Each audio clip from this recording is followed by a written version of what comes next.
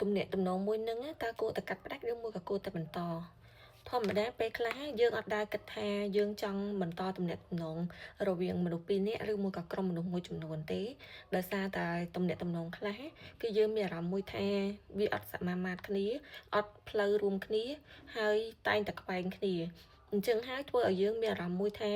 ម្នាក់ហ្នឹងគឺជាបុគ្គលដែលអត់ល្អឯម្នាក់ហ្នឹងគឺអត់អាចដើរផ្លូវរួមគ្នាជាមួយយើងបាននេះតែអ្នកមានដែលឈរលើគោលចំហទាញយកខ្លួនឯងទៅធ្វើជាគេហើយគេធ្វើជាខ្លួនឯងវិញអត់បើសិនជាយើងថ្លឹងថ្លែងមើលថាតើបើសិនជាយើងជាបុគ្គលម្នាក់នឹងមែនតើយើងធ្វើដោយបុគ្គលម្នាក់នឹងធ្វើដាក់យើងអត់ហើយបើសិនជាយើងគឺជាបុគ្គលម្នាក់នឹងមែនតើបុគ្គលម្នាក់នឹងធ្វើដូចយើងធ្វើដាក់គេអត់យើងឈរលើគោលចំហដែលពីរមិនមែនធំតែឈរលើគោលចំហជាយើងទេតែយើងដើរតួជាគេដែរយើងយកចិត្តគេយកមកដាក់ចិត្តយើងខ្លួនឯងហើយរកដំណោះស្រាយវិញនៅចំណុចកណ្ដាលរួមវិញហើយបើសិនជាដំណោះស្រាយមួយនឹងចម្លើយឃើញថានៅតែមិនអាចបន្តទៅមុខជាមួយគ្នាបានមិនថាទំនាក់ទំនងស្នេហាការងាររកស៊ី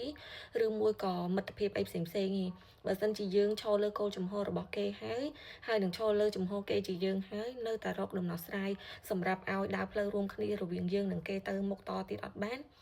នោះហើយយើងសម្រាប់ចិត្តថាដើរចេញពីទំនាក់ទំនងមួយនឹងទៅវាពិតជាមិនខុសទេដោយសារតែយើងបានព្យាយាមអស់លទ្ធភាពហើយទោះបីជានៅក្នុងលក្ខខណ្ឌបែបណាក៏ដោយទោះបីជាយើងដើរតួយើងជាគេឬមួយក៏គេជាយើងក៏ដោយក៏យើងនៅតែទទួលបានអារម្មណ៍មួយថាអត់អាចទៅមុខរួមគ្នាបានហើយក៏អត់អាចរួមដំណើររួមគ្នាបានដោយសារកត្តាផ្សេងកត្តាមនុស្សកត្តាចរិតឬមួយក៏ហេតុផលផ្សេងដែលយើងគិតថាវាអត់អាចរួមបញ្ចូលជាមួយគ្នាបានណាអញ្ចឹង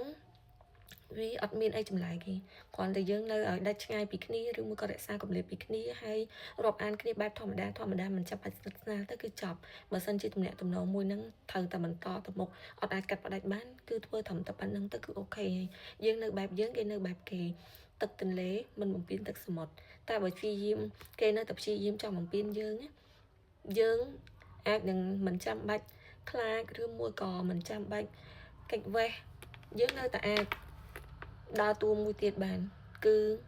ពេលខ្លះ face to face ក៏វាអាចជួយបានច្រើនដែរដោយសារតែសង្គមបច្ចុប្បន្នគឺវាតម្រូវឲ្យបែបហ្នឹងអញ្ចឹងគ្រាន់តែសម្ដែងតែសម្ដែងយូរម្ដងបែនមិនអាចសម្ដែងរហូតបានទេគ្រាន់តែសម្ដែងនៅក្នុងលក្ខខណ្ឌមួយ